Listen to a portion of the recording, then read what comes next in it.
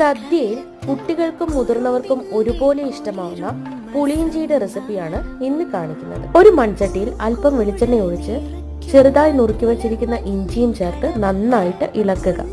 അതിലേക്ക് അല്പം പച്ചമുളകും കറിവേപ്പിലയും ചേർത്ത് ഒന്നുകൂടി നല്ല ബ്രൗൺ നിറമാകുന്നത് വരെ വഴറ്റി കൊടുക്കുക. നല്ല ഗോൾഡൻ ബ്രൗൺ നിറമായി കഴിഞ്ഞാൽ ആവശ്യത്തിന് മുളക് പൊടി, ആവശ്യത്തിന് ഉപ്പ്, ഇത്തിരി മഞ്ഞൾപ്പൊടിയും കൂടി ചേർത്ത് ഒന്നുകൂടി ഒന്ന് മൂപ്പിക്കുക. ഇതിലേക്ക് നന്നായി കുതിർത്ത് വെച്ച വാളൻ പുളിയുടെ വെള്ളം പൾപ്പോടുകൂടി തന്നെ ചേർത്ത് വീണ്ടും ഒന്നിളക്കുക.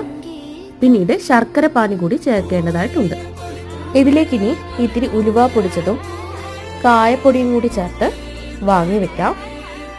പുളിപ്പും മധുരവും എരിവും ഒക്കെ പാകത്തിന് ചേർന്നിട്ടുള്ള പുളിയിഞ്ചി കറി ഇവിടെ റെഡിയായിട്ടുണ്ട്.